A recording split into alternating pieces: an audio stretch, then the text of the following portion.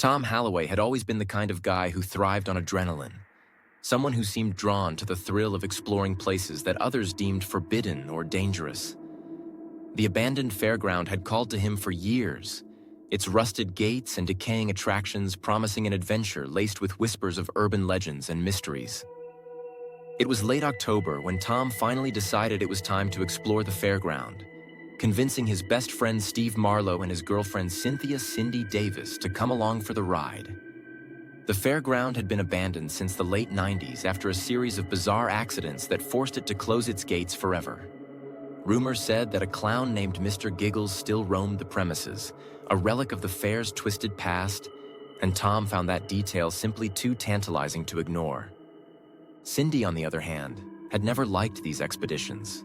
She worked as an assistant teacher, preferring the comforts of her orderly life over Tom's dangerous hobbies.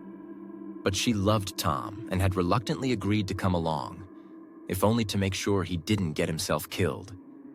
Steve, the trio's historian and Tom's partner in crime, had spent the week researching every scrap of information he could find about the fairground. He'd learned about Mr. Giggles, a famous attraction from back in the day, and the accidents that led to the fairground's closure. Steve had even found old newspaper clippings that hinted at a sinister replacement who took over Mr. Giggles' persona after the original performer mysteriously disappeared. They arrived at the fairground just after 10 p.m., the dense fog hanging in the air reducing visibility to almost nothing. The headlights of their car barely cut through the mist, casting eerie shadows against the rusted Ferris wheel and broken-down roller coaster tracks.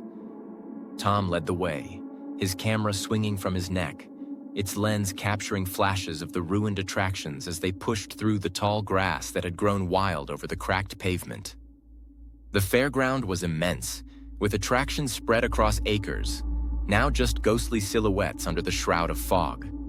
Steve spotted an old poster flapping against a decrepit food stand and stopped to take a closer look. It was advertising none other than Mr. Giggles himself, the painted smile and bright colors faded from years of exposure. Steve snapped a photo, mumbling something about how he needed this for his collection. Cindy hovered near him, her eyes darting around nervously. "I don't like this," she whispered, her voice barely audible over the faint rustle of wind. "It feels like we're being watched." Tom laughed it off, playfully nudging her. "That's the whole point, Cindy. It's supposed to be creepy. Don't worry, nothing's out here but old memories." But Cindy couldn't shake the feeling. As they made their way towards the Hall of Mirrors, the chill only deepened. The structure stood at the far end of the fairground, a looming, almost skeletal building that had long since lost its shine. Tom was excited, thinking about the photo opportunities. The idea of capturing their reflections in the cracked and dusty mirrors made his pulse quicken. They stepped inside, their flashlights barely illuminating the narrow pathways lined with tarnished mirrors. As they wandered deeper, the beams of their lights twisted, reflecting back at them from odd angles, making it impossible to tell which direction they were moving in. It was Cindy who saw it first. A flash of color in one of the mirrors, a face painted with a big red smile, there for just a split second before disappearing. She screamed, stumbling back against one of the mirrors, her flashlight clattering to the floor. "I swear, I saw something," she gasped. Tom and Steve exchanged glances, their laughter tinged with a nervous edge now. "Come on, it's probably just your reflection," Steve said, though his eyes were scanning the mirrors with a new intensity. But then they started to realize that something was very wrong. Every path they took led them back to where they started. The mirrors seemed to twist the reflections in unnatural ways, and no matter which direction they turned, they ended up facing themselves over and over again. The air inside the hall grew colder, and that's when Steve screamed. "There's someone in here!" he shouted, his voice cracking. "I swear to God, there's someone else moving between the mirrors." The tension erupted into full-blown panic. They began to run, desperately trying to find their way out, their reflections warping and stretching grotesquely in the cracked glass. Heavy footsteps echoed behind them, getting closer, the sound reverberating around the narrow hall. Tom's heart pounded as he turned a corner, And there it was again. That face, painted white with a wide red smile, grinning at him from the darkness. This time, there was no mistaking it. It was real.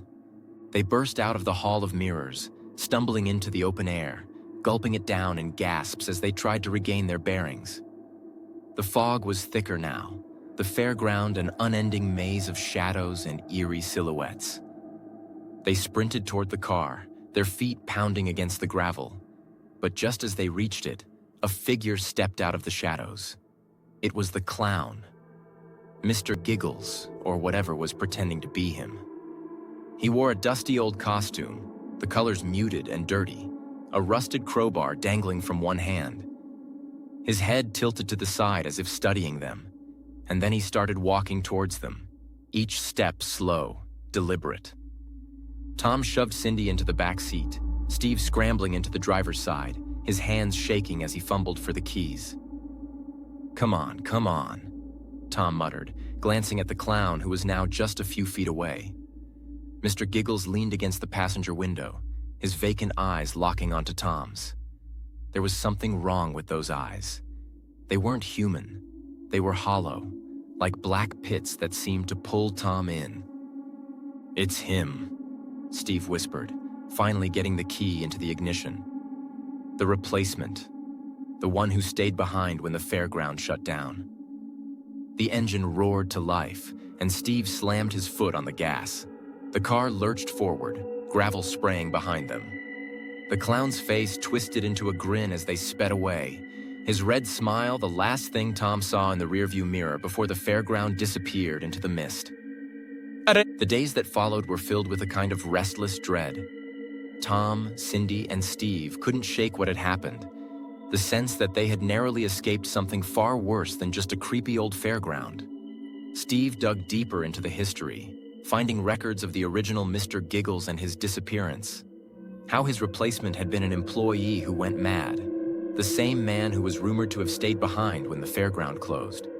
But what truly terrified them were the photos Steve had taken that night. In every shot of the fairground, in every frame of rusted rides and broken booths, there was a figure.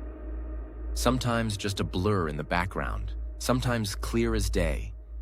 It was Mr. Giggles, watching them, always there, even before they'd noticed him. Tom knew they had been lucky. They had escaped, but only just. And as he stared at those photos, the hairs on his arms standing on end, he realized that the fairground was still waiting. Its gates rusted but open, and somewhere in the fog, Mr. Giggles was still smiling. Story 2. Sandra McAllister had always prided herself on her ability to multitask and juggle her hectic life as a single mother of two. Between her shifts at the hospital and managing the endless needs of her two kids, Noah, who just turned 8, and Ella, aged 10, she barely had time to catch her breath. So when Noah's birthday party came around, Sandra had wanted everything to be perfect, but found herself overwhelmed. It was her best friend, Jessica Harper, who suggested hiring a clown for the entertainment, an idea Sandra thought would take some of the pressure off. She found Andy the clown through an online ad, a last-minute hire. She hadn't had the time to look into his background. It was just supposed to be a bit of fun. What could go wrong at a children's birthday party? The day of the party, the backyard was filled with laughter and the bright colors of streamers. The kids ran around, their high-pitched voices blending with the happy melodies Sandra had playing through a portable speaker.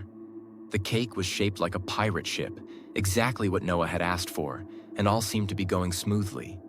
When Andy arrived, his presence seemed to be a hit. He was energetic and funny, pulling endless balloon animals out of thin air and performing magic tricks that had the children wide-eyed and giggling. He wore a typical clown getup, baggy polka-dotted trousers, an oversized red nose, his face painted white with exaggerated expressions. He was good at his job, Sandra had to admit. Even Jessica, who was always cautious, seemed to relax. However, it wasn't long before Sandra began to feel uneasy. Andy seemed to single out Ella more often than the other kids, making jokes directed at her, asking her to be his assistant for one too many tricks. Sandra noticed Ella's forced smile and her small, uncomfortable shifts whenever Andy touched her shoulder or asked her to stand closer. Sandra's instincts began to buzz. Something wasn't right. She exchanged glances with Jessica, who frowned slightly, as if she too had begun to pick up on the strange dynamic. Sandra tried to rationalize it, thinking maybe it was just her overprotectiveness kicking in. After all, this was a children's party, but the longer she watched, the less she liked what she saw. As the sun began to dip and the cake was finally served, Andy clapped his hands together loudly, drawing the children's attention.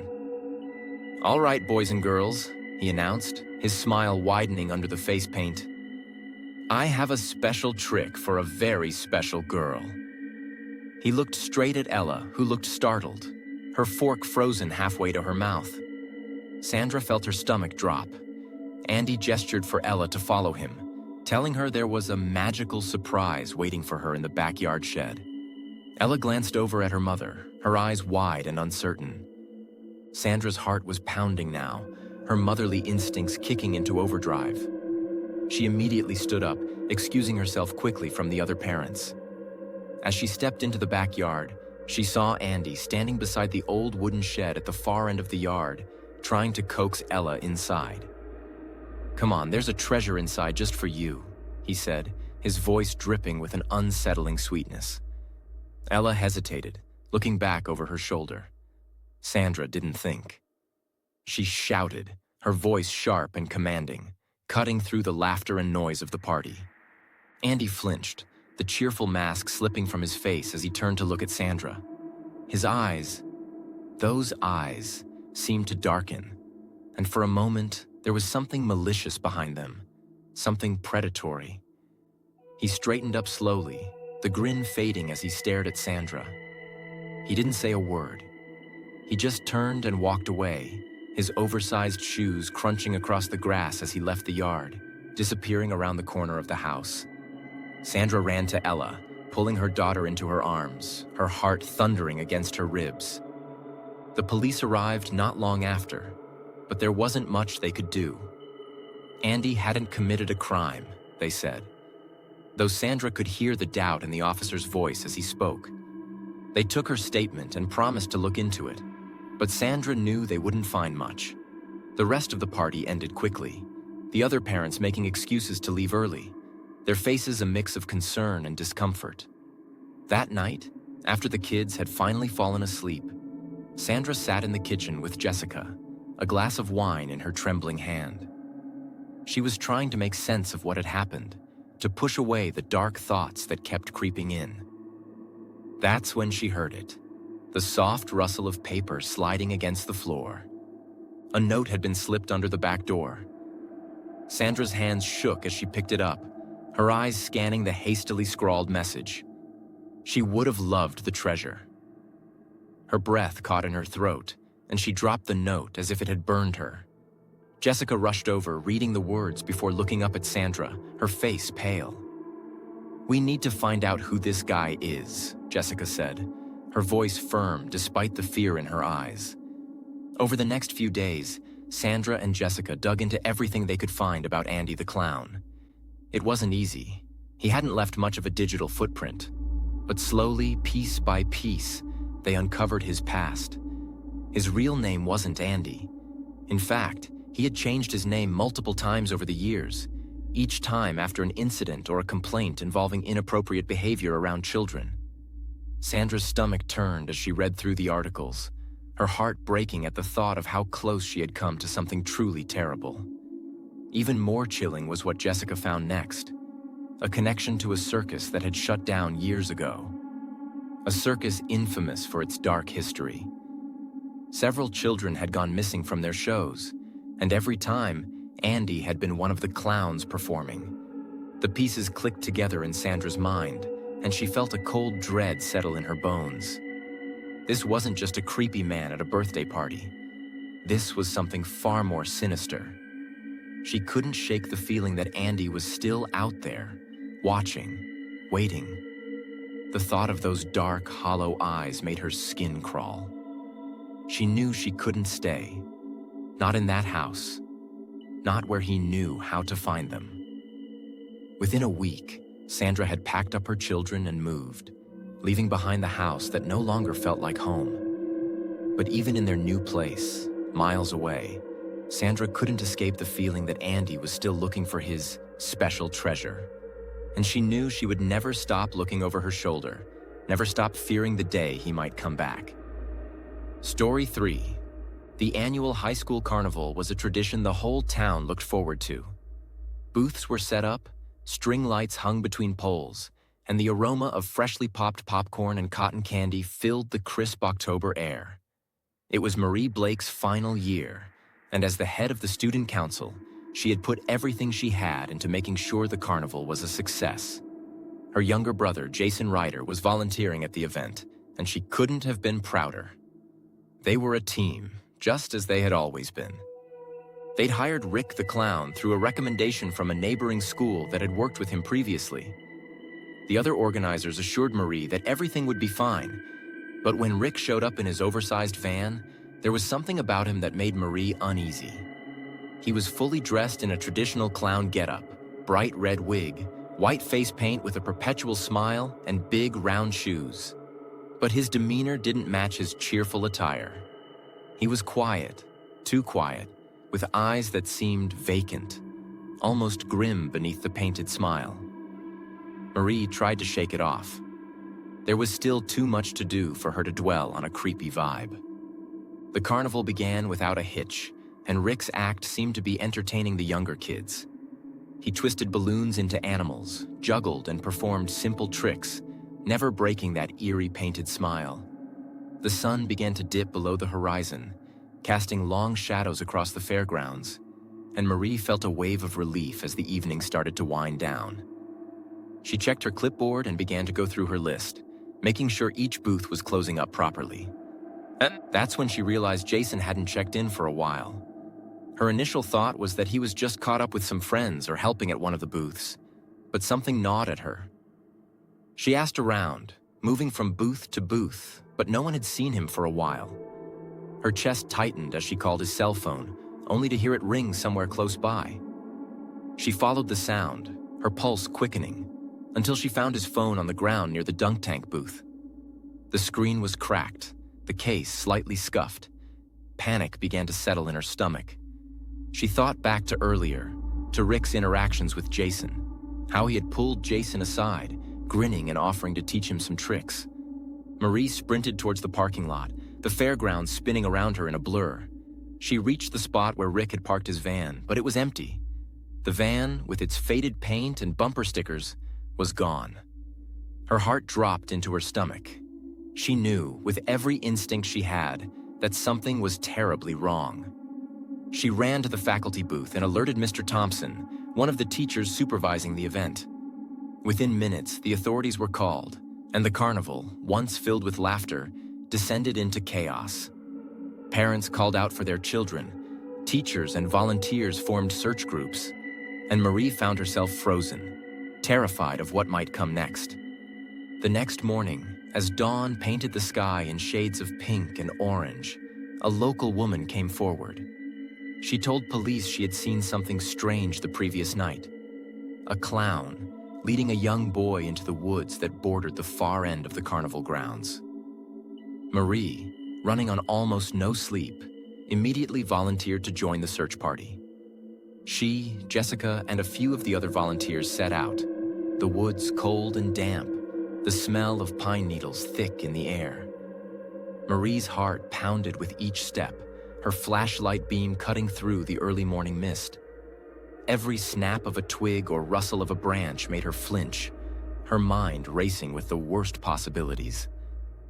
After what felt like hours, they stumbled across something. An old, run-down cabin, almost swallowed by the thick woods. It looked like it had been abandoned for years, the wood darkened and rotting, the windows covered in grime. But from inside, they heard something. A muffled voice, weak but unmistakable. Jason. Marie's breath caught in her throat as she ran to the door, her fingers trembling as she tried the handle. Locked. Without hesitating, One of the volunteers used a heavy branch to break the door open, the wood splintering as they forced their way inside. The sight made Marie's stomach turn. Jason was there, tied up but alive, his eyes wide with fear and relief as he saw his sister. She rushed over, untying him, her hands shaking as tears blurred her vision. Next to Jason was a large, battered box. Inside were old, tattered clown costumes, the fabric stained and reeking of mildew. Marie's gaze fell on a stack of photographs at the bottom of the box. Pictures of children, each marked with a red X across their faces. Her hands shook as she shuffled through them, her heart pounding in her ears. The last photo made her blood run cold. It was Jason, the picture taken sometime during the carnival. The red X had already been drawn. By the time they got Jason back to safety, the authorities were scouring the woods, searching for any sign of Rick or his van. They learned that Rick wasn't his real name. He had used multiple aliases over the years, always popping up at different carnivals, always disappearing before anyone could connect the dots. He had been linked to disappearances across the state, children who were never found, families left in endless agony. The realization settled like a stone in Marie's stomach. He was still out there somewhere, changing his face, his name, his costume. And they had no idea where he'd turn up next. The carnival was canceled indefinitely. Crestwood High tried to move on, but the shadow of what had happened lingered. Marie couldn't shake the image of that photograph, of her brother's face with that red X across it. She kept Jason close, never letting him out of her sight, her once carefree little brother now haunted by nightmares that wouldn't fade. She knew they were lucky, that Jason had made it home. But the thought of Rick, out there somewhere, still looking for his next special act, kept Marie up at night, her heart heavy with fear and a determination that she would never let her guard down again.